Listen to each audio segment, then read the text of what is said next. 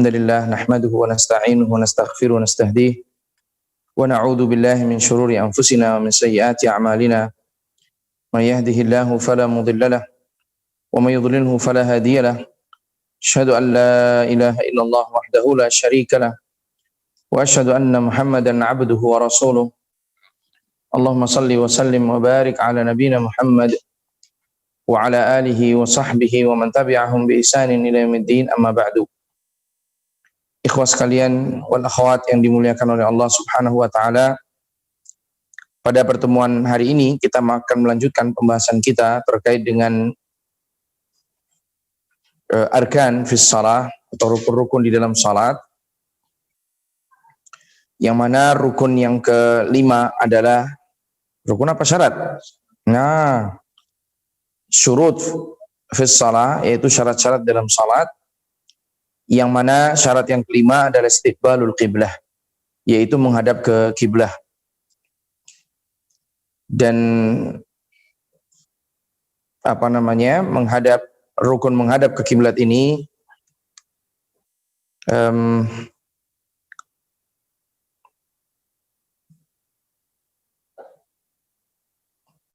rukun menghadap ke kiblat ini kemarin sudah kita jelaskan bahwa ianya diwajibkan kecuali apabila seseorang dalam perjalanan kemudian mengerjakan salat sunnah.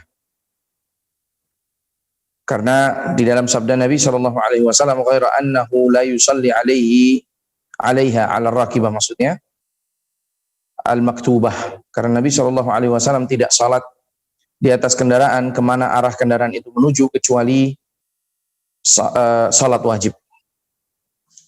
Meskipun demikian, di dalam faidah disebutkan, man taharral qiblah fa shalla ila al-jihah allati dhannaha, barang siapa yang berusaha untuk mencari kiblat, dia sudah berusaha untuk mencari kiblat dan dia melaksanakan salat ke arah di mana dia menduga itu adalah kiblat, thumma tabayyana lahu khata'uhu, kemudian ternyata dia salah, fala i'adata alaih, maka dia tidak diwajibkan untuk mengulang. Ini kalau upayanya sudah maksimal. Contoh, dia sudah bertanya kepada penduduk, ya, dia sudah bertanya kepada penduduk kemana arah kiblat. Dia sudah mencari masjid dan arah masjid mungkin ke sana dan seterusnya. Dia berusaha melihat menggunakan kompas. Dia mengira-ngira kiblat itu ada di posisi sana dan seterusnya dengan keilmuan yang diketahuinya. Tetapi ternyata dia miss. Dia terlewat. Seperti mungkin tidak ada orang yang ditanya. Maka dia terpaksa menggunakan tanda-tanda alam ini yang menunjukkan arah kiblat. Tetapi ternyata setelah selesai sholat, dia bertemu dengan orang yang mengatakan bahwa ini bukan arah kiblat. Arah kiblat adalah sisi yang lain. Maka dia tidak harus mengulang sholatnya. Karena dia sudah berusaha untuk mencari arah kiblat tersebut. An Amir ibn Rabi'ah qala kunna ma'an Nabi sallallahu alaihi wasallam, kita pernah bersama Nabi sallallahu alaihi wasallam fi safarin, pada suatu malam, lailatin mudrimah, yang sangat gelap, pada safar di malam hari yang sangat gelap. Falam nadri ainal qiblah, kita tidak pernah tahu kemana arah kiblat karena gelap malam. Kita tidak tahu, waktu itu mungkin belum ada kompas atau masih sedikit orang yang bisa membaca kompas. Kemudian apa? Fasalla kullu rajulin minna ala hayalihi, maka setiap orang di antara kita ini melaksanakan salat sesuai dengan kemana dia mengarah, ya. Falamma asbahna, ketika kami ini di pagi hari, dzakarna dzalika li Rasulullah sallallahu alaihi wasallam, kita menyampaikan perkara ini kepada Rasulullah SAW, fanazala, maka turunlah ayat Al-Quran yang berbunyi, fa aina ma tuwallu fa thamma wajhullah, kemanapun kalian mengarah, maka kesanalah engkau menghadap ke arahnya, wajahnya. Ayat ini juga menetapkan sifat wajah bagi Allah Subhanahu wa taala, dan wajah yang dimaksud pada ayat ini adalah wajhun hakiki, wajah yang hakiki bagi Allah Subhanahu wa taala, bukan majaz, bukan pula makna, tetapi yang hakiki. Dan menetapkan wajah bagi Allah Subhanahu wa taala tidak berarti kemudian menyamakan dengan makhluknya, karena ketika kita menetapkan sifat wajah bagi Allah, kita tetapkan sifat wajah yang pantas untuk Allah Subhanahu wa taala, dan serta menafikan adanya kesamaan dengan makhluk-makhluknya. Karena Allah mengatakan laisa kamitslihi syai' huwas samiul basir. Tidak ada yang serupa dengan Allah Subhanahu wa taala, dan dia adalah zat yang maha mendengar lagi maha melihat. Kemudian ada satu lagi faedah yang kemarin saya sempat sebutkan, bahwa Nabi SAW pernah melaksanakan salat pada saat di malam hari juga, safar juga, fi wahalin, pada saat lumpur. Ya, ini antum bisa dapatkan di kitab Al-Mulakhas Al-Fiqhi, insyaallah, Syekh Saleh Fauzan. Di sana disebutkan bahwa Nabi SAW melaksanakan salat wajib di atas rahil, di atas kendaraan. Sehingga boleh hukumnya melaksanakan salat wajib di atas kendaraan, dan arahnya mengikuti kemana arah kendaraan itu apabila memang tidak memungkinkan untuk turun. Nah, ini ada syaratnya, apabila tidak memungkinkan untuk turun. Antum mau turun dari pesawat, nggak bisa. Atau mau turun dari kereta api, nggak bisa. Tapi kalau antum pakai mobil pribadi, bisa berhenti di mana saja, turun kapan saja. Ya, cuma kadang orang tuh, wah saya kan lagi perjalanan, males. Nah, inilah yang banyak terjadi, sehingga seseorang menggampangkan ya, sesuatu yang sebenarnya harusnya dia bisa berhenti, dia akhirnya melaksanakan sholat di atas kendaraan, padahal itu tidak sepatutnya dikerjakan. Nah, yang keenam, di antara syarat sholat adalah an-niyah. Ya memang karena niat itu mendahului dan mengiringi selama sholat itu dikerjakan. Mendahului dan mengiringi selama sholat itu dikerjakan. Wahiyya an yanwiyas shalah allati qama ilaiha, yaitu dia berniat di dalam hatinya, karena niat itu tidak harus diucapkan, dia berniat di dalam hatinya ya, melaksanakan salat yang hendak dikerjakannya, wa yu'ayyinaha biqalbih, dan menta'yinnya, menegaskannya, menjelaskannya dengan hatinya. Ya, seperti dia mengatakan saya berniat untuk salat di dalam hatinya ya, fardu zuhur umpamanya, ka fardhi adz-dzuhr awal asr, atau sunnatihima mathalan, atau salat sunnah yang mengiringi keduanya, salat zuhur, qabliyah zuhur atau qabliyah asar, begitu di dalam hatinya dijelaskan. Boleh juga seseorang mengatakan saya niat di dalam hatinya, mengatakan saya berniat untuk mengerjakan salat fardu di waktu ini, itu boleh. Jadi tidak harus dia mengatakan salat fardu zuhur, tidak, salat fardu di waktu ini. Karena Allah zat yang maha tahu salat apa yang hendak dikerjakannya. Allahumma kalau dia melaksanakan 2 atau lebih salat di dalam waktu tersebut, maka itu harus dita'yin, dijelaskan. Ya, contoh seseorang menjamak salatnya, maka ditegaskan bahwa dirinya akan niat salat apa? Zuhur. Atau ditegaskan bahwa dia akan salat asar. Tapi kalau dia hanya melaksanakan salat fardu di waktu itu, salat satu salat saja, maka cukup bagi dia berniat, saya berniat untuk melaksanakan salat fardu di waktu ini.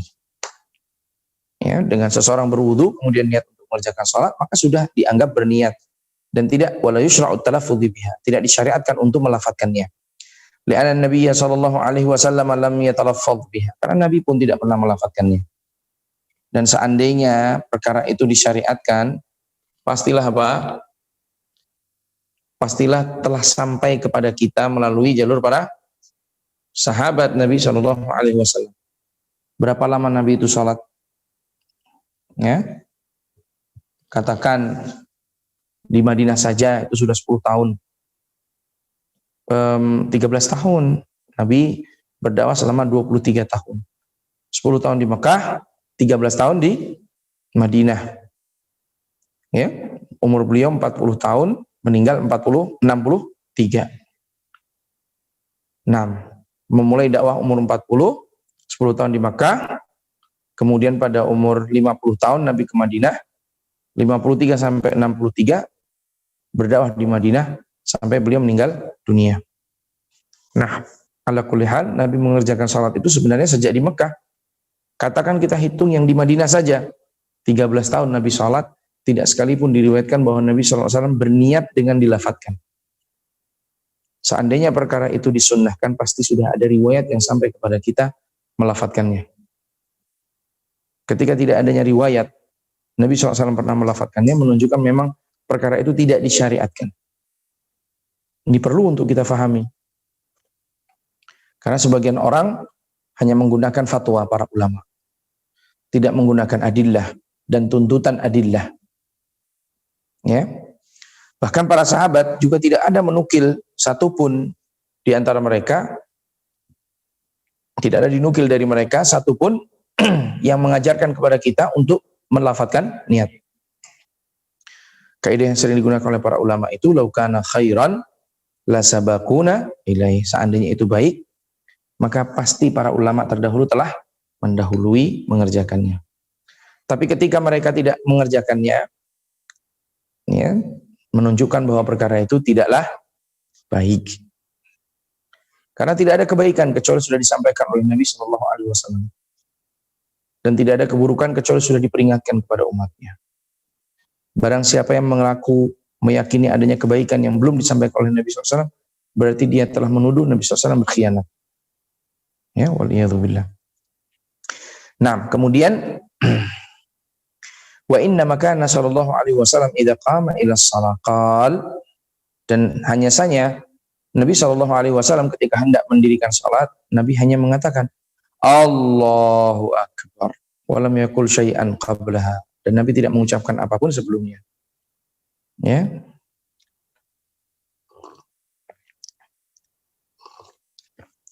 Sama ketika lafaz adzan yang kemarin ditanyakan, kalau mendahului bacaan adzan dengan syahadah umpamanya, yang tidak pernah dinukil dari Nabi SAW, tidak pula dari para sahabatnya, maka itu tidak disyariatkan juga. Walam yaqul syai'an qablaha, Nabi tidak pernah mengucapkan sesuatu pun sebelumnya. Wala talafudhi bin niyatil battah, dan Nabi tidak pernah sama sekali, al-battah itu sama sekali, tidak pernah melafadzkan niat sama sekali.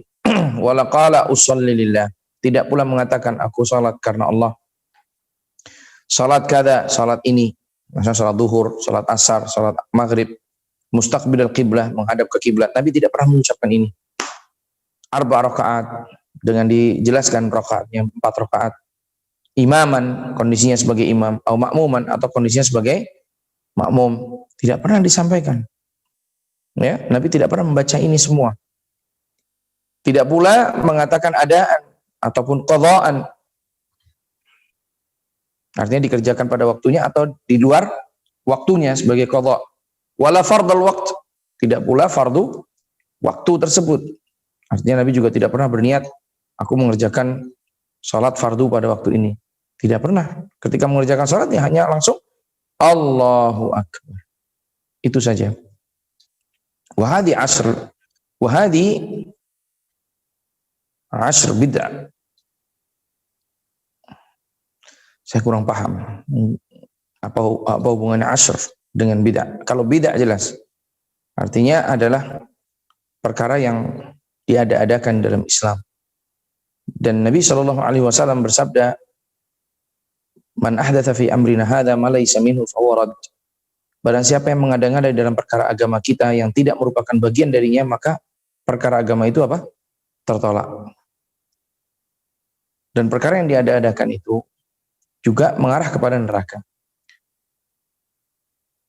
Ya, kullu muhdatsin bid'ah wa kullu bid'atin dhalalah wa kullu dhalalatin finnar. Dan kita bukan bermudah-mudah untuk mengatakan segala sesuatu itu bid'ah, tidak. Karena di dalam perkara dunia, Nabi SAW menyerahkan seluruhnya kepada kita. Nabi mengatakan antum a'lamu bi umuri dunyakum. Kalian lebih tahu tentang perkara dunia kalian. Tetapi di dalam masalah agama, semuanya dikembalikan kepada Nabi SAW. Apabila perkara itu memang disyariatkan, pasti Nabi setelah menyampaikannya. Kalau tidak, berarti perkara itu perkara yang diada-adakan. Dan perkara yang diada-adakan itu masuk dalam kategori adalah bid'ah. Nah, adapun bid'ah di dalam masalah wasilah, tidak ada masalah. Wasilah boleh bid'ah.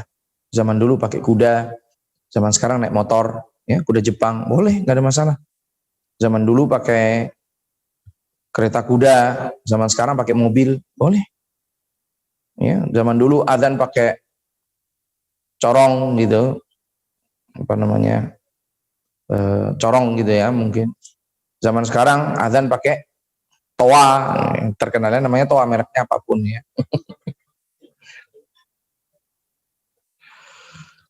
Nah, jadi itu wasilah namanya. Itu tidak ada larangan. Wasilah itu kembali kepada manusia. Ya, bid'ah di dalamnya boleh. Wallahu a'lam. Kemudian kita akan masuk ke sifatus shalah, betul? Nah, sudah habis mengenai syarat. Nah, belum. Tadi baru bid'ah kok. Baru sampai al-battah kok. Bid'ah. Lam yunqal anhu ahadun qattul bi isnadin sahih. Tidak ada yang tidak pernah dinukil darinya, artinya tidak seorang pun menukil dari Nabi SAW sama sekali bi isnadin sahih, dengan sanad yang sahih. Wala dhaif, dan tidak pula dhaif. Ini masih mending kalau ada hadis yang dhaif gitu, menukil dari Nabi SAW. Enggak ada. La sahih wala hadis yang dhaif, Nabi pernah melafatkannya. Wala musnad wala mursal. Tidak pula musnad, tidak pula mursal. Ya, musnad itu artinya sampai sanadnya kepada Nabi, mursal itu artinya berhenti di tabi'in dari Nabi SAW. Tidak membuang sahabat. Ya, lafdhuhu wahid minha al-battah. Lafdhatun wahidah, lafadznya satu, minha darinya al-battah sama sekali. Wala an ahadin min ashabi, tidak seorang pun di antara para sahabat yang menukil atau dinukil dari mereka mengucapkannya. Wala stahsanahu ahadun minat tabi'in, tidak seorang pun di antara para tabi'in itu mengistihsankan. Ini bagi yang mengambil istihsan sebagai sebuah hukum. Karena ada yang menjadikan istihsan sebagai salah satu hukum dari hukum Islam. Ya. Tapi ternyata tabi'in pun tidak mengistihsankan. Meskipun ada khilaf dalam masalah istihsannya. Kata Imam Syafi'i, man istahsana faqad syarra. Barang siapa yang menggunakan istihsan, maka dia telah mensyariatkan. Dan membuat syariat itu bukan urusan kita. Membuat syariat itu urusan Allah Subhanahu wa ta'ala. Berarti dia telah melakukan perkara yang besar. Ya. Tetapi ini istilah saja yang digunakan oleh para ulama, bahwa para tabi'in pun tidak seorang pun di antara para tabi'in itu mengistihsankan. Artinya mengatakan ini hasan. Berarti ini tidak hasan. Karena mereka tidak mengistihsankan, tidak menganggap ini baik. Kalau mereka menganggap ini baik, itu berarti menurut mereka istahsanahu tabi'un. Ini para tabi'in tidak mengistihsankan, berarti orang mustahsan, berarti tidak baik. Wala imatul arba'ah, tidak pula imam yang empat. Nah, lalu siapa yang mengistihsankan? Ya, mutakhirin. Yang mana mereka sudah jauh sekali dengan sunnah. Jauh sekali dengan sunnah Nabi SAW. Dengan demikian berakhirlah tentang syarat-syarat salat. Kita masuk pada sifatus salat, tata cara salat. Nah, tata cara salat ini nanti yang kita bahas seperti yang disebutkan dalam riwayat ini. Ya, adapun yang ada dalam kitab-kitab yang lain, antum jadikan rujukan tambahan seperti yang dikarang oleh Syekh Al-Albani rahimahullah taala, sifat salatun Nabi SAW. Ya, dan ada versi ringkasan, ada versi mutawal. Ya, buku yang aslinya itu ada 3 jilid atau berapa kalau nggak salah. Jadi yang beredar di masyarakat itu ringkasnya.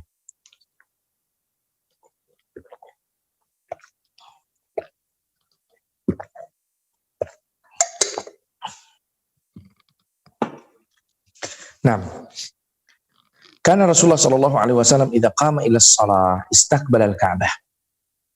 Sungguh Nabi Shallallahu Alaihi Wasallam kalau mengerjakan salat itu dimulai dengan menghadap ke kiblat. Qa'iman qariban minas sutrah. Berdiri mendekati sutra.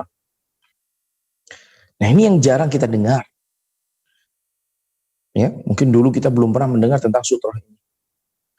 Antum dari SD, TK, SD, SMP, SMA, sampai akhirnya antum belajar di Mahat Ilmi, belum pernah mendengar kata sutroh. Bahkan saya pun mendengarnya baru setelah saya di Madinah. Ya, subhanallah, kita tidak tahu bagaimana ilmu ini bisa hilang. Karena para tulabul ilm tidak mengajarkan hadis-hadis Nabi Shallallahu Alaihi Wasallam.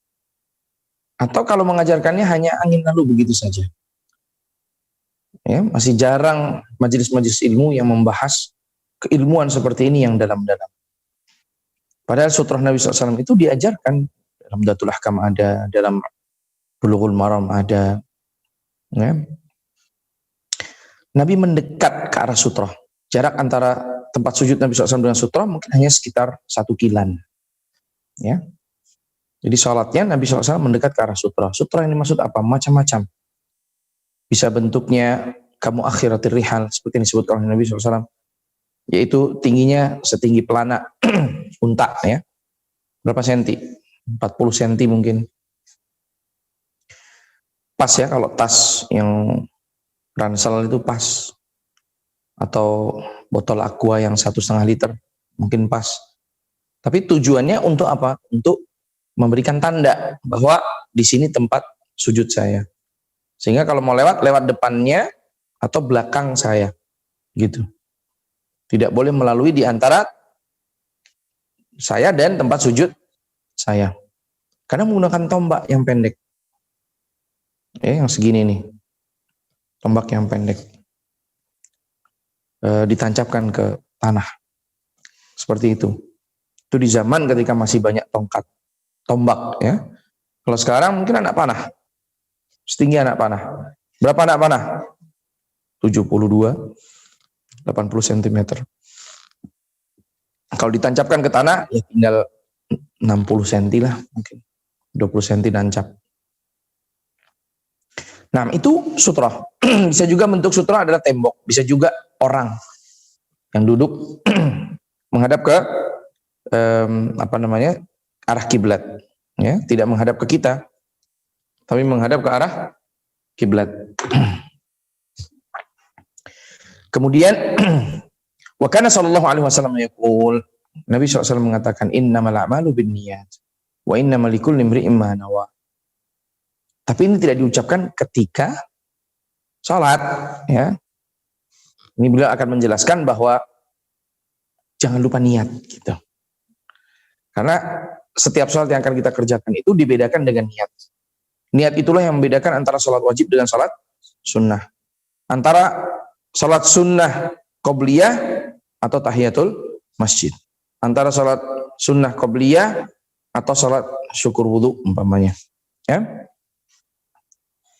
Atau di antara 2 adzan. Semua itu yang membedakan adalah apa? Niat. Antara salat duhur dengan salat asar. Antara maghrib dengan salat isya dan seterusnya. Yang membedakan adalah niat. Tsumma kana sallallahu alaihi wasallam yastaftihu shalah biqauli Allahu akbar. Nah, di sini Nabi langsung mulai salat dengan mengucapkan apa? Allahu akbar. Wa kana yarfa'u yadayhi 'ala ma'at takbir. Jadi Nabi mengatakan Allahu akbar, mengangkat kedua tangannya sambil mengucapkan apa? Allahu akbar. Tsumma yad'u yaminahu 'ala al-yusra fawqa sadrihi. Ya, nanti dalam mungkin dalam riwayat disebutkan bahwa Nabi SAW hadwa mangkibai. Ya, ketika mengangkat tangannya ini sejajar dengan apa? Kedua pundaknya.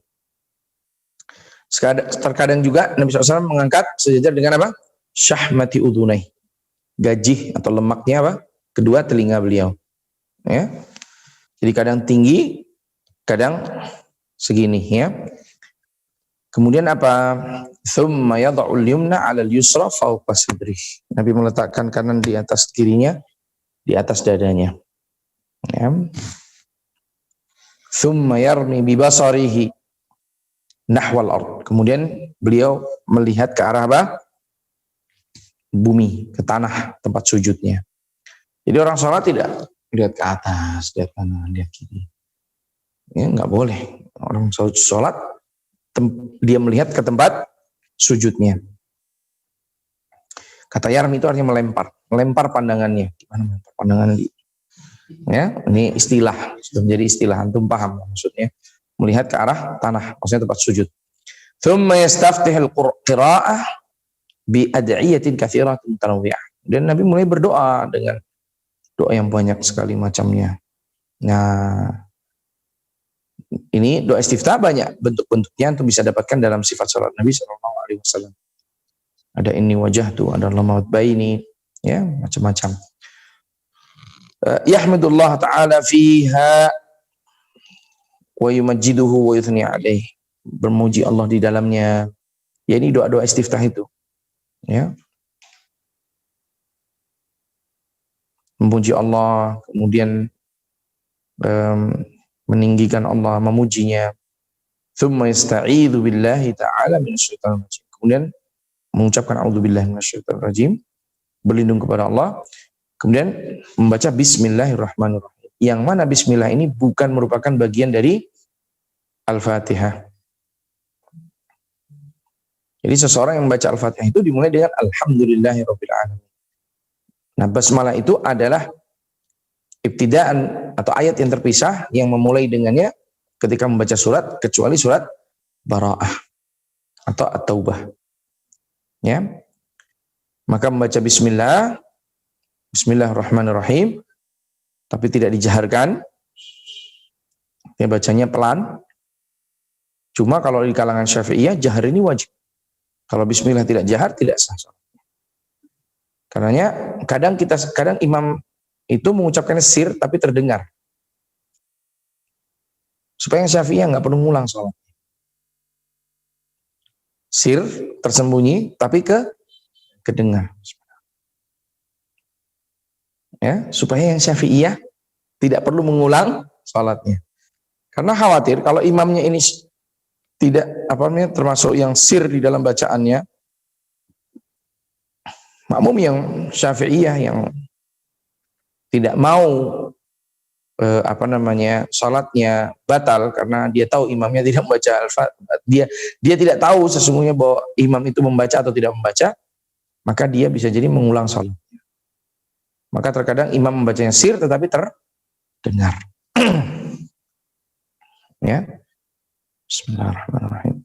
Alhamdulillahirabbil alamin. Dan seterusnya. Tsumma yaqra'ul Fatihah wa yaqta'uha ayatan ayah. Nabi membaca Al-Fatihah dan memotongnya satu ayat demi satu ayat. Jadi nggak langsung Alhamdulillahirabbil alamin arrahmanir rahim maliki yaumiddin iyyaka na'budu wa iyyaka nasta'in. Enggak gitu. Satu ayat demi satu ayat. Alhamdulillahirabbil alamin arrahmanir rahim maliki yaumiddin ila akhiril ayat. Memotongnya satu ayat demi satu ayat. Nah, boleh nggak sih sebenarnya kalau terus gitu ya boleh, cuma yang dicontohkan oleh Nabi memotongnya satu ayat demi satu ayat. Fa idzan taha minal Fatihah, kalau udah selesai dari Al-Fatihah, qala amin. Waladdallin. Amin. Nah, nanti makmumnya juga mengucapkan amin. Dan bahkan di sana ada keutamaan bagi yang wafaqa ta'minahu ta'minal imam, imam malaikah kalau tidak salah ya, yang ketika dia mengucapkan amin ini sesuai dengan takminnya para malaikat, ini mendapatkan keutamaan tersendiri. Ya. Nah, kapan malaikat itu mengucapkan amin? Ya, setelah sampai pada tempatnya amin bersama siapa? Bersama imam. Nah, wa yujhir wa yamuddu biha sautah. Mengeraskan bacaan amin, ya, bacanya panjang, amin, bukan amin, ya, bacanya dipanjangkan, amin. Nah, thumma yaqra'u ba'da al-Fatihah surah. Setelah Al-Fatihah selesai, sudah amin, kemudian membaca Al-Fatihah, kemudian membaca apa? Surat selain Al-Fatihah. Wa kana yutilu ahyanan wa yuqassiru ahyanan. Kadang-kala Nabi membacanya panjang, kadang membacanya pendek. Kadang apa namanya, Nabi SAW qisarul mufassal, kadang ausatul mufassal, ya. Dan jarang sekali beliau membaca tiwalul mufassal. Taib. Kadang baca panjang, kadang baca pendek. Tergantung salatnya. Biasanya Nabi membaca pendek pada saat salat maghrib, karena waktunya terbatas. Dan kadang Nabi membacanya panjang pada saat Isya, pada saat fajar. Ya, belum membacanya panjang. Wa kana sallallahu alaihi wasallam yujhiru bil qira'ah fi salati subhi. Pada salat subuh Nabi SAW mengeraskan bacaan. Wa fi raka'atainil ulayaini minal maghrib wal isya. Kemudian 2 rakaat yang pertama pada salat maghrib dan salat isya. Wa yusirru biha fi dhuhri wal asr. Tapi pada salat zuhur dan asar beliau sir, tidak mengeraskan bacaan. Wa thalithati minal maghrib. Kemudian juga pada rakaat yang ketiga pada salat maghrib itu sir. Wal akharaini minal isya, dan 2 rakaat yang kedua dari salat isya. Wa kana yujhiru biha aidan fi salatil jum'ati wal idaini. Ini kalau pendengar merasa saya kecepatan bacanya, bilang ya, jangan malu, kasih feedback. Ya, kadang kalau nggak diingatkan, saya bacanya ya.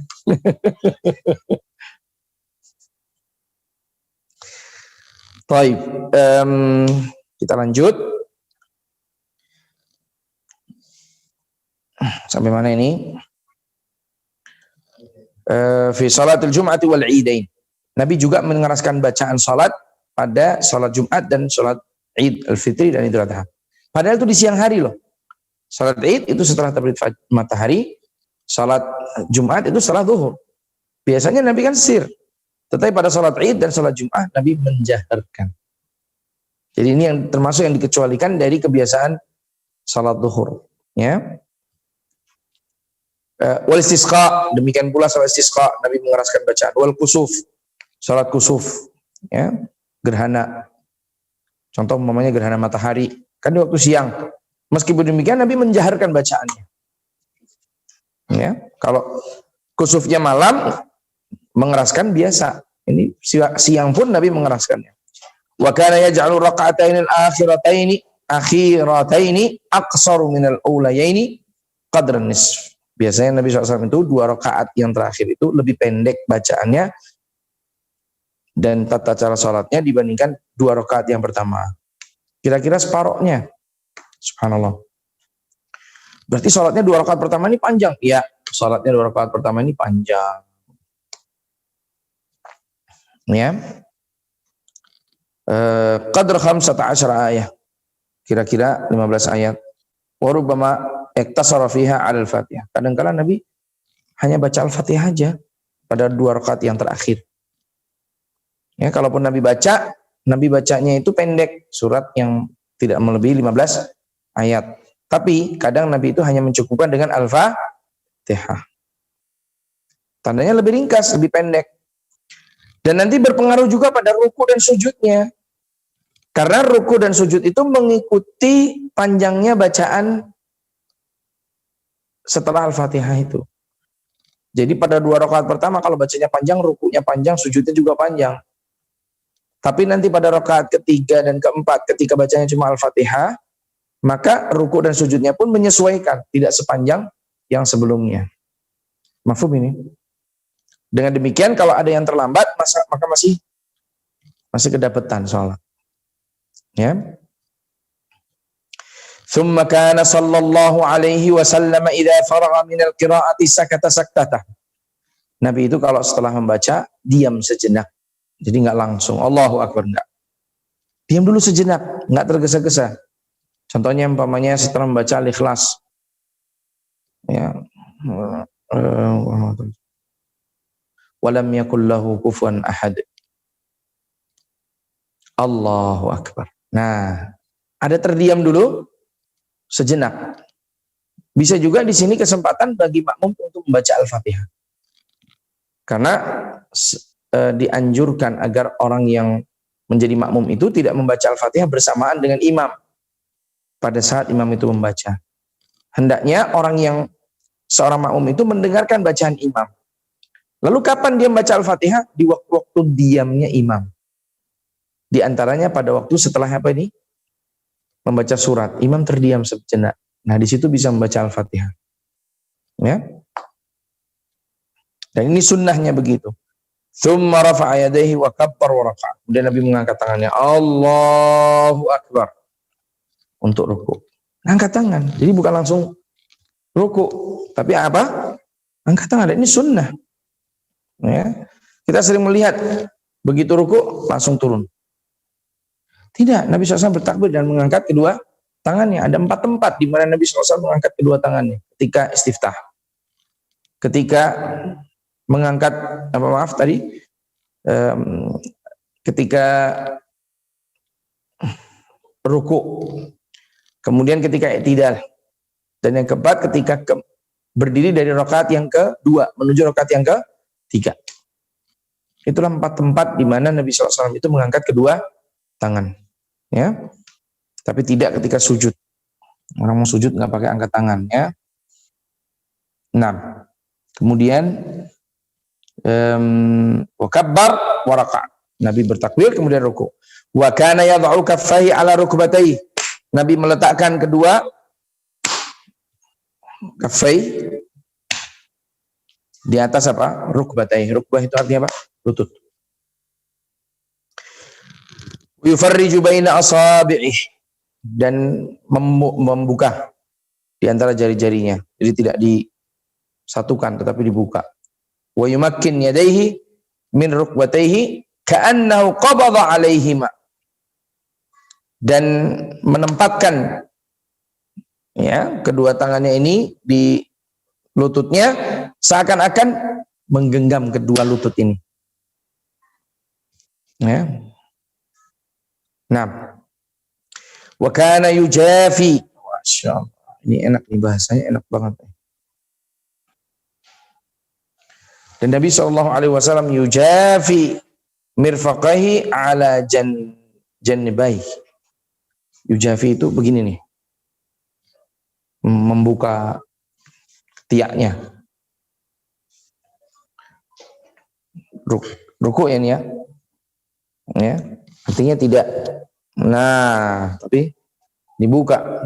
Wa yabsutu dhahrahu, membentangkan punggungnya, uswihi, dan meratakannya. Hatta law subba alaihi al-ma' lastaqar. Sampai saking lurusnya, kalau dituangkan air di atas punggungnya itu tidak akan tumpah. Ini hanya kiasan saja. Saking apanya? Tegak dan lurusnya punggung Nabi ketika ruku. Wa kana yatma'innu fi ruku'i. Nabi SAW itu tumakninah dalam ruku'nya. Ya, enggak begitu ruku langsung berdiri lagi. Subhanallah. Enggak. Itu orang yang tergesa-gesa dalam salatnya. Ruku ya ruku. Subhana rabbiyal azim. Subhana rabbiyal azim. Subhana rabbiyal azim. Nah, baru habis itu apa? Sami'allahu liman hamidah. Jadi tidak tergesa-gesa kalau salat itu. Wa kana yaqulu fi hadzal rukun anwa'an min al-adhkar wal ad'iyah. Pada rukun ini Nabi SAW membaca berbagai macam bentuk zikir dan doa. Kadang pakai ini, kadang pakai itu. Ya. Jadi terkadang subhanallahil azim, terkadang subhanakallahumma rabbana, dan seterusnya. Wa kana yanha 'anil qira'atil Qur'an fil ruku' was sujud. Nabi melarang membaca Al-Qur'an ketika ruku' dan sujud. Ya, di antara tempat yang dilarang untuk membaca Al-Qur'an adalah pas ruku' dan pas sujud. Maka Nabi sallallahu alaihi wasallam yarfa'u sulbahu minar ruku'. Nabi itu setelah itu beriktidal, mengangkat punggungnya dari ruku' sambil mengucapkan apa? Sami'allahu liman hamidah. Zat yang maha mendengar bagi orang yang memuji. Setelah itu baru Rabbana walakal hamd. Wahai Rabb kami, bagimu segala puji. Ya. Diawali dengan mengatakan dulu, zat sesungguhnya Allah adalah zat yang maha mendengar orang yang memuji. Setelah itu baru mengucapkan apa? Segala puji bagi Allah Subhanahu wa ta'ala. Subhanallah. Kalau kita tuh tahu bacaan salat kita itu nyaman salat itu enggak tergesa-gesa. Karena Nabi SAW itu sampai mengatakan kepada Bilal, ya arihna bis salah, ya Bilal arihna bis salah. Istirahatkan kami dengan apa? Salat. Ya, kalau orang itu tahu apa yang dibacanya ketika salat. Wa kana yarfa'u yadayhi 'inda hadzal i'tidal. Nah, pada saat itu ini mengangkat tangan. Wa yaqul wa huwa qa'im Rabbana walakal hamd. Dan kata-kata Rabbana walakal hamd ini dibaca oleh imam, makmum, dan juga munfarid. Berbeda dengan ucapan Sami'allahu liman hamidah. Maka hanya dibaca oleh dua orang. Yang pertama adalah seorang imam, dan yang kedua adalah seorang munfarid, orang yang sholat sendirian. Adapun seorang makmum, maka dia tidak disyariatkan mengucapkan Sami'allahu liman hamidah. Karena sabda Nabi SAW, wa idza qala sami'allah, wa idza qala al-imamu sami'allahu liman hamidah, faqulu, maka ucapkanlah Rabbana walakal hamd. Seandainya kamu mendengar imam mengucapkan sami'allahu liman hamidah, maka ucapkanlah Rabbana walakal hamd. Berdasarkan hadis ini, Nabi SAW berdasarkan hadis ini, maka makmum tidak disyariatkan membaca sami'allahu liman hamidah, tetapi langsung membaca Rabbana walakal hamd. Karena sudah terwakil oleh imam. Yang belum adalah munfarid, orang yang salat sendirian. Ya, dan imam, karena imam nanti diikuti oleh makmumnya. Wa kana taratan yazidu ala dzalik. Kadang Nabi SAW menambah. Nah, ini yang orang pada belum ngerti nih. Rata-rata orang mengira namanya bacaan salat itu ya cuma ringkas. Sami Allah liman hamidah Rabbana walakal hamd. Allahu akbar, atau sujud. Subhanallah. Di sana masih banyak doa-doa yang lain. Dan ada orang yang mengamalkan sunnah itu. Ya. Dan dia memang ingin mengamalkan sunnah supaya enggak dilupakan sunnah itu. Seperti contohnya Rabbana walakal hamdu hamdan katsiran thayyiban mubarakan fi ghairu maghfiin wala muwadda'in wala mustaghna anhu Rabbana. Ya, jadi ada beberapa doa dalam hal ini yang bisa dibaca. Sami Allah liman hamdah Rabbana walakal hamd hamdan katsiran thayyiban mubarakan fi mil as-samawati wa mil al-ardi wa mil ma syi'ta min syai'in ba'd. Ya. Nah, nanti antum bisa lihat di mana sifat salat Nabi. Ya, di sana disebutkan beberapa doa, dibaca ini, dibaca itu. Sesekadang ini, terkadang itu. Supaya nah, kita memberi kesempatan nih kepada makmum yang lain yang membaca doa-doa itu. Jangan kita hanya egois, Sami Allahu liman hamidah Rabbana walakal hamd, selesai. Langsung sujud. Jangan. Kasih kesempatan buat orang lain untuk baca yang lebih. Wa kana taratan yazidu ala dzalika thumma kana yukabbir. Kemudian Nabi SAW yukabbir wa yahwi sajidan. Nah, di sini tidak mengangkat tangan karena mau sujud. Nah, kalau sujud ya udah langsung. Ya. Menuju ke sujud. Wa yad'u yadayhi 'ala al-ard qabla rukbatayhi. Nabi meletakkan kedua tangannya sebelum meletakkan kedua lututnya.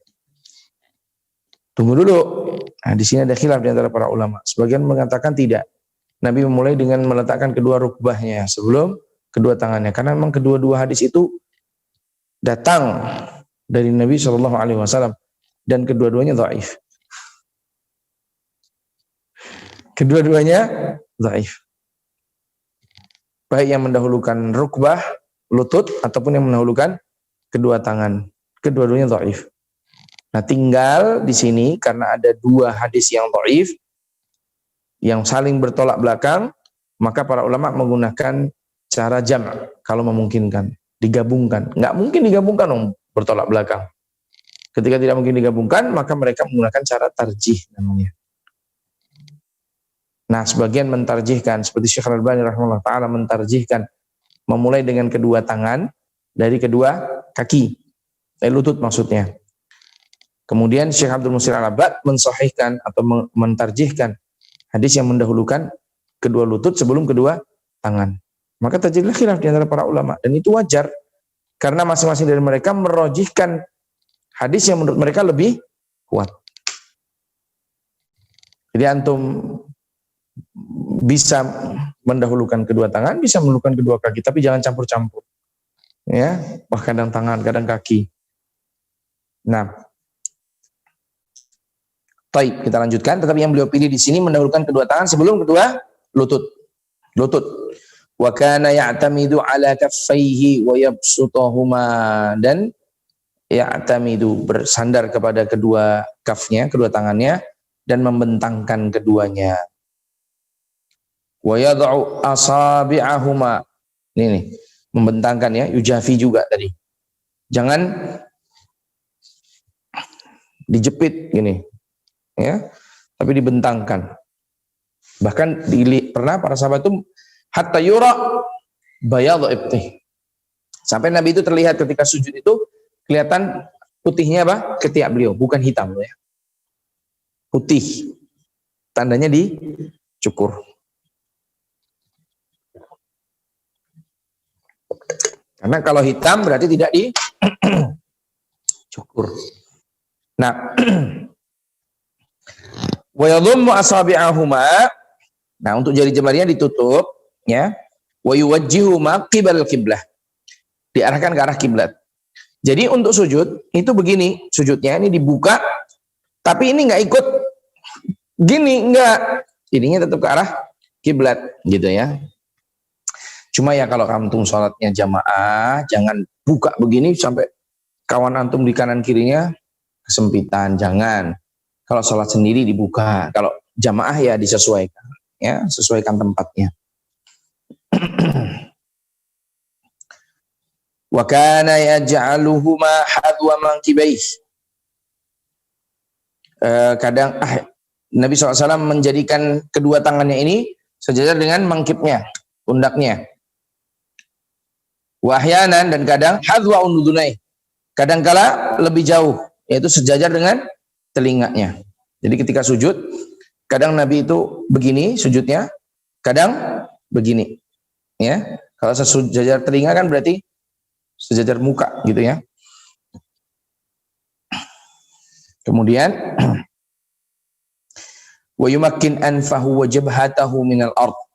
Kemudian menempelkan jabhah beliau, kening beliau dengan anf, ditempelkan, diratakan ya ke tanah. Nah, ini ada kacamata nih, nggak bisa nih. Maka kacamatanya harus dilepas. Nah, baru ketemu nih. Gitu ya. Jadi kalau antum pakai kacamata, nempel kening nggak kena hidung, nempel hidung nggak kena kening, jadi lepaslah kacamatanya. Pokoknya kening dengan ini kedua-duanya anggota sujud. Menjadi satu ya, menjadi satu kesatuan. Kemudian wa kana yaqul, sambil mengatakan umirtu an asjuda ala sab'ati a'dhum. Aku diperintahkan sujud dengan menempelkan 7 tulang. Ala jabhah, yang pertama menempelkan apa? Kening, sambil menunjuk ke arah hidung. Ini jadi satu kesatuan nih, satu tulang. Itu satu, ada 7 loh ya. Yang kedua apa? Yadain, kedua tangan. 2 dan 3, kedua tangan. 4 dan 5 apa? Rukbatain, kedua apa? Lututnya. 6 dan 7 apa? Kedua ujung jari jemari kaki. Nah, berarti total 7. Wa kana yaqul, Nabi juga pernah mengatakan, la salata liman la yusiba anfahu minal ard ma yusibul jabin. Tidak sah salat orang yang tidak, hidungnya itu tidak menempel tanah sekalipun apa? Keningnya ini menempel tanah. Jadi supaya salatnya sah, hidung dan kening harus nempel. Kalau ada kacamata, lepas dulu kacamatanya. Wa kana yatma'innu fi sujudi. Nabi itu tumakninah kalau sujud, panjang gitu. Dan sujud beliau hampir sama dengan berdirinya. Hampir sama dengan rukuknya. Ya. Wa yaqul subhana rabbiyal a'la thalathan. Nabi membaca subhana rabbiyal a'la 3 kali. Tapi bukan subhana rabbiyal a'la, subhana rabbiyal a'la, subhana rabbiyal a'la. Ya, subhana rabbiyal a'la, subhana rabbiyal a'la, subhana rabbiyal a'la, begitu. Jadi sholat itu nggak cepet-cepetan ya, nggak ngebut ya. Wa kana yaqul anwa'an minal azkar wal adiyah. Nabi juga membaca doa-doa yang bermacam-macam.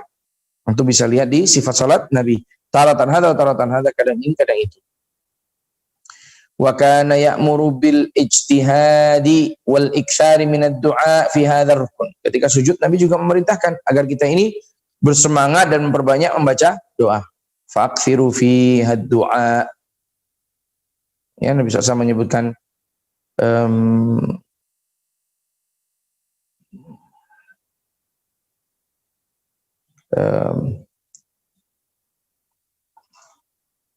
nah, saya lupa lafadznya. Intinya seorang hamba itu paling dekat dengan Allah Subhanahu wa taala wa huwa sajid, sedangkan dia dalam keadaan apa? Sujud. Fa'aktsiru fihi ad-du'a, maka perbanyaklah di dalamnya berdoa. Ya. Maka di situ kita bisa berdoa dengan bermacam-macam doa, tetapi ya karena di dalam sholat ya, doa pakai bahasa Arab ya. Dihafalkan doa-doa dalam bahasa Arab. Baik, kemudian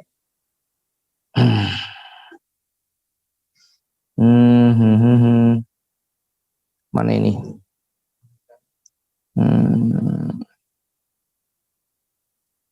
Tsumma kana sallallahu alaihi wasallam yarfa'u ra'sahu mukabbiran.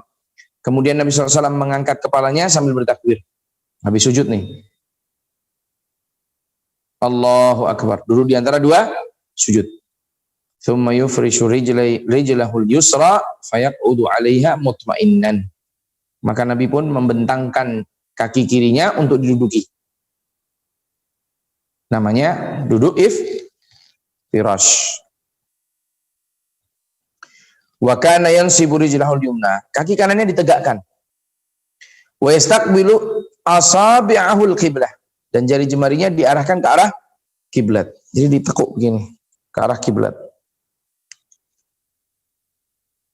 Wa kana yaqul, Nabi berdoa, Allahumma ighfirli warhamni wajburni warfa'ni wahdini wa'afini warzuqni. Ya, ini doanya juga macam-macam. Atau bisa pakai ini, bisa juga yang lainnya. Tsumma yukabbir wa yasjud. Kemudian takbir lagi untuk sujud yang kedua kalinya. As-sajdah tsaniyah kal ula. Sujud yang kedua seperti sujud yang pertama. Tsumma yarfa'u ra'sahu mukabbiran. Kemudian mengangkat tangannya, mengangkat kepalanya dengan bertakbir menuju ke rakaat yang kedua dengan mengucapkan Allahu Akbar. Tsumma yastawi qa'idan ala rijlahul yusra mu'tadilan. Nah, ini kalau dia sudah selesai dari sholatnya, maka kemudian apa? Nabi duduk. Tsumma yastawi qa'idan. Nabi itu duduk ala rijlahu al-yusra mu'tadilan. Ini kalau rakaat yang kedua ya. Sebentar. Tsumma yastawi qa'idan. Kemudian Nabi duduk ala rijlahu al-yusra, menduduki kaki kirinya mu'tadilan hatta yarji'u kullu 'azmin ila mawdi'i, sampai semua tulang kembali ke tempatnya. Tsumma yanhadu. Oh, ini maksudnya tumakninah ketika mau berdiri. Tumakninah ketika mau berdiri. Mau berdiri itu enggak langsung berdiri. Duduk. Ya, duduk seperti duduk iftirash. Duduk dulu sampai semua tulang itu kembali ke tempatnya, baru berdiri. Tsumma yanhadu mu'tamidan 'alal ard ila ar-rak'at tsaniyah. Kemudian berdiri ya menuju kepada rakaat yang kedua. Jadi ketika sujud di sana ada duduk istirahat sebentar lah sebelum berdiri. Ya, ini maksudnya. Menuju ke rakaat yang kedua. Wa kana yasna'u fiha mithla ma yasna'u fil ula. Pada rakaat yang kedua tuh beliau lakukan seperti yang dilakukan pada rakaat yang pertama. Illa, kecuali annahu kana yaj'aluha aqsar minal ula. Yang kedua ini lebih ringan daripada yang kedua, yang pertama. Subhanallah. Wa kana yasna'u fiha mithla ma yasna'u fil ula. Sudah. Tsumma kana sallallahu alaihi wasallam yajlisu lit-tasyahhudi ba'dal faragh.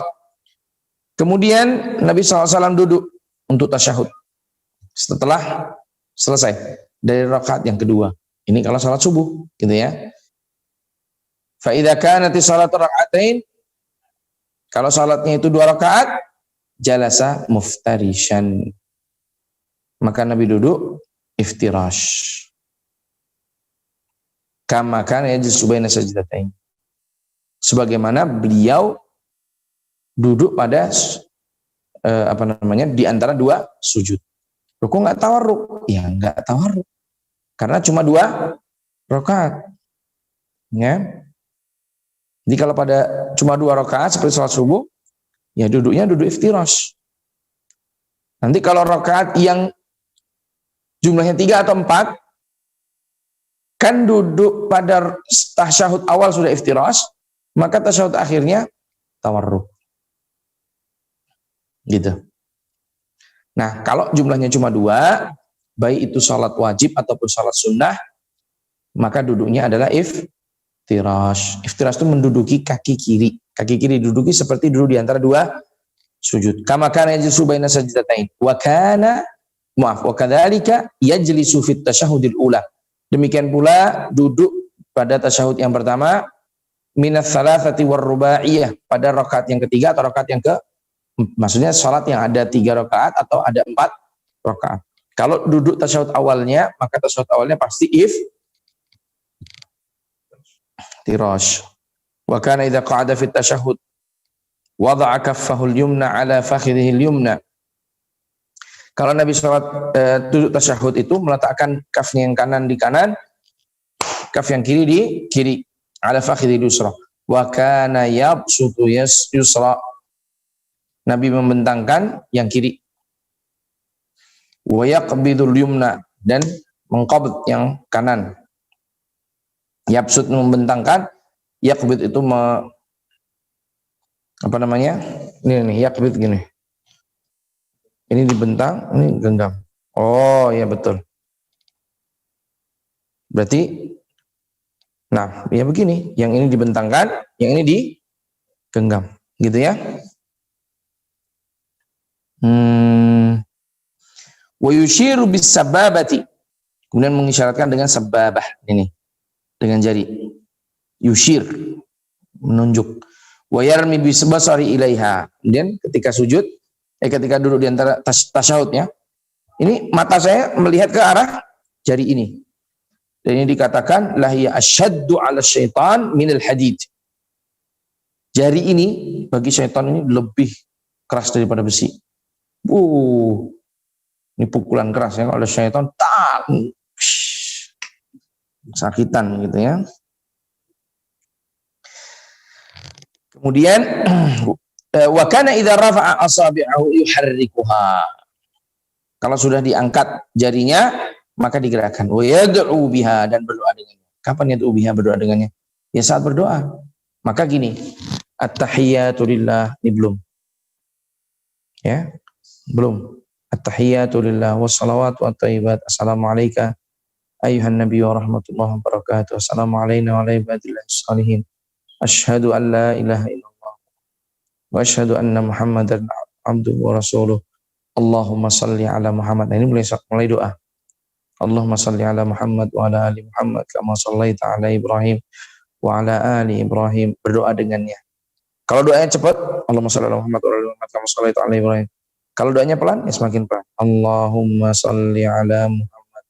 Itu artinya wa yad'u biha. Berdoa dengan itu begitu. Ya. Jangan gerakannya itu ini gerak-gerak sendiri, enggak ngikut mulutnya, enggak. Dan ini mata kita ngelihat ke sini. Fokus gitu ya. Ya. Nah. Wa yad'u biha wa yaqul. Nabi mengatakan tadi, lahi asyaddu minasyaitan, lahi asyaddu 'ala syaitan minal hadid. Jari tadi itu sangat keras bagi syaitan, lebih keras daripada besi. Tsumma kana sallallahu alaihi wasallam yaqra'u fi kulli rak'atin tahiyyah. Pada setiap 2 rakaat Nabi membaca at-tahiyyat, at-tahiyyatu lillah wassalawatu wat-thayyibat, dan terusnya. Wa kana yusalli 'ala nafsihi, Nabi bersalat atas dirinya sendiri. Allahumma shalli 'ala Muhammad wa 'ala ali Muhammad kama shallaita 'ala Ibrahim. Nabi mengajarkan, karena Nabi pernah ditanya, "Kaifa usolli 'alaik?" Bagaimana aku bersalat kepadamu? Maka Nabi mengajarkan. Maka itu yang kita baca. Jangan tambah-tambah sendiri. Allahumma sholli ala sayyidina Muhammad wa ala sayyidina Muhammad. Ini tambah-tambah sendiri. Nabi sudah mengajarkan, beginilah kamu bersalawat. Ya begitu kita baca.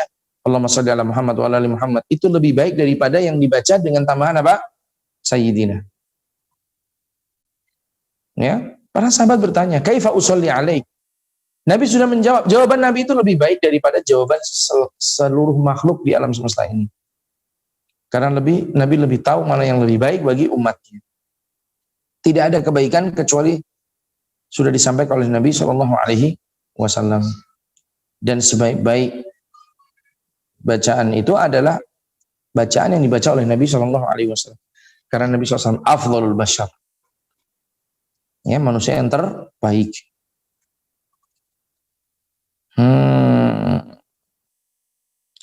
Nah di sini pada tasyahud, pada salawat atas Nabi, ya.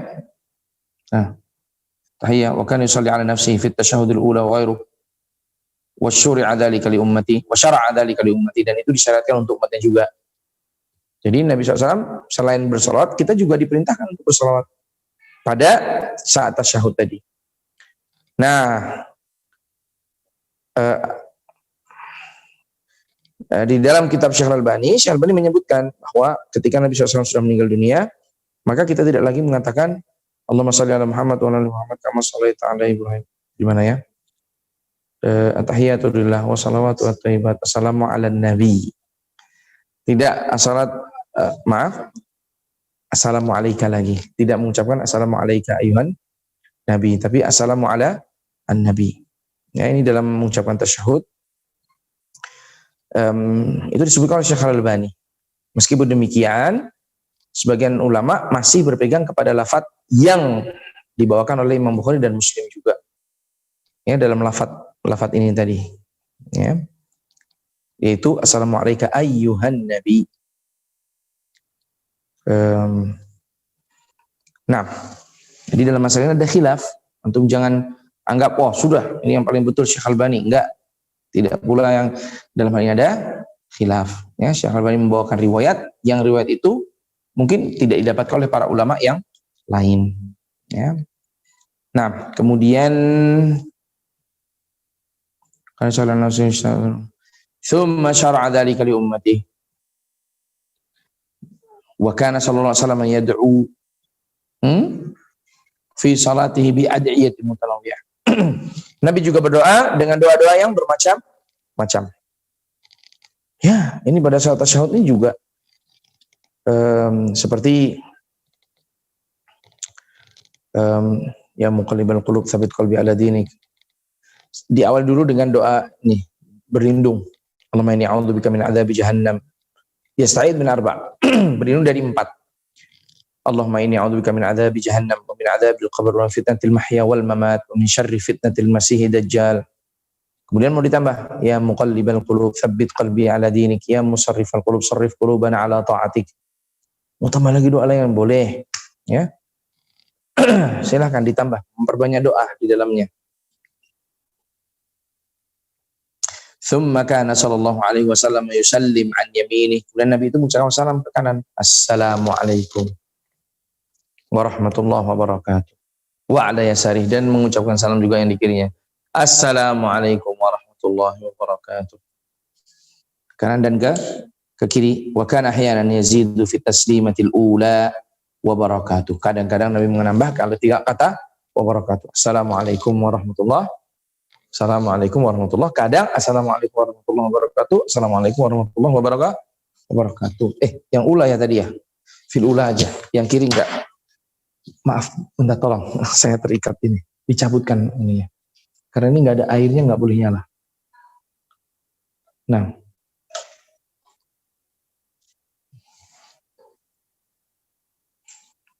Toib. Sudah ya? Habis ya? Alhamdulillah selesai ya. Aduh, berat sekali hari ini ya. Ya, tinggal kita bahas arkanu shalah pada kesempatan yang akan datang. Wallahu taala a'lam wa sallallahu wasallam ala nabiyina Muhammad wa alihi wasallam. Ada pertanyaan? Yang di sini dulu? Tanya. Belum? Yang di online ada pertanyaan? Bismillah, Assalamualaikum warahmatullahi wabarakatuh. Waalaikumsalam warahmatullahi wabarakatuh. Ustaz, bolehkah dicontohkan? Afwan, Ustaz mau bertanya, bagaimana posisi tangan ketika i'tidal? Apakah lurus atau sedekap seperti saat posisi setelah takbiratul ihram? Nah, di situ para ulama juga berselisih pendapat. Karena riwayatnya mengatakan wa yarji'u ila ma kana. Dan Nabi SAW kembali ke posisi semula. Apa posisi semula? Nah, ini khilaf di antara para ulama. Ada yang posisi semula sebelum sholat, maka berarti lurus. Ada yang mengatakan posisi semula ketika mengawali sholat. Apa posisi ketika mengawali sholat? Nah, maka setelah i'tidal, sami Allahu liman hamidah, yang mengatakan posisi semulanya adalah lurus, ketika sebelum sholat, maka meluruskan tangan. Ya, seperti Syekh Al-Albani rahimahullah ta'ala. Sedangkan yang mengatakan bahwa posisi semula, yang dimaksud adalah posisi semula ketika sholat, berarti begini, sami Allahu liman hamidah. Kembali kepada posisi sedekap. Ya, yang menjadi pendapat dari Syekh Muhammad Shalih Al-Utsaimin. Nah, monggo, ini khilaf di antara para ulama dalam tata cara salat. Ya, ya khilaf ada karena memang nasnya begitu. Wallahu taala a'lam. Nah. Bismillah, Ustaz, bolehkah dicontohkan atraful qadamaini? Jazakumullahu khairan, Ustaz. Iya. Atraful qadamain kan ya. Ya, ditekuk begini. Jadi ketika kita, wah ini nggak sopan ini ya. Ketika kita duduk di antara dua sujud, maka ujung jari ditekuk begini. Ya, tidak dibeginikan, tetapi ditekuk ke arah kiblat begitu. Ya, wallahu a'lam, antum bisa lihat apa enggak. Ala kulli hal, pokoknya kakinya ditekuk, jari jemarinya ditekuk ke arah kiblat. Kalau antum sudah terbiasa, insya Allah lama-lama bisa. Kalau belum biasa ya dibiasakan, lama-lama bisa insya Allah. Nah, terus. Bismillah, ahsanallahu ilaikum Ustaz. Izin bertanya mengenai menempelnya hidung saat sujud ke tempat sujud. Bagaimana jika hidungnya tertutup dengan sesuatu seperti masker sehingga hidungnya tidak menyentuh tempat sujud secara langsung? Ini tidak boleh hukum asalnya. Kalau seandainya penggunaan masker itu untuk tujuan-tujuan seperti debu dan lain sebagainya yang pada saat sholat dilepaslah, bisa dilepas. Tapi di masa pandemi seperti sekarang ini, yang mana masker tidak boleh dilepas, ataupun bagi akhwat kita yang pakai cadar, ya, yang mana cadar itu wajib baginya kalau dia sholatnya ini bersama orang-orang ajnabi, ya dia boleh tetap memakai cadarnya atau maskernya. Sedangkan pada saat normal, tidak ada pandemi, tidak ada ini, maka tidak boleh menutup dengan kain yang dibawa. Kalau kain yang menempel di lantai boleh. Yang nggak boleh adalah kain yang menempel di tubuh kita. Kecuali kalau memang panas sekali. Nah, pada saat panas sekali mau nggak mau harus dikasih alas, itu boleh ditutup dengan alas itu, ya. Jadi pada saat pandemi, pada saat mungkin panas atau dingin, nah itu boleh ditutup, nggak apa-apa. Itu ada hajahnya. Nah. Oke, habis. Subhanakallahumma wa bihamdika asyhadu an masih. Ayo. Bismillah, Ustaz, afwan izin bertanya, ke arah mana seharusnya pandangan kita ketika tasyahud atau duduk di antara dua sujud? Tasyahud, kan tadi sudah ke arah jari. Tasyahud jelas. Kalau sujud, selain tasyahud, maka kita mengarah ke tempat sujud. Sudah. Mau duduk di antara dua sujud, mau ruku, mau berdiri, semuanya pandangan kita ke arah tempat sujud. Titik, nggak ada koma. Ya, wallahu taala alam. Sudah. Subhanakallahumma wa bihamdika asyhadu an la ilaha illa anta astaghfiruka wa atubu ilaik. Assalamualaikum warahmatullahi wabarakatuh.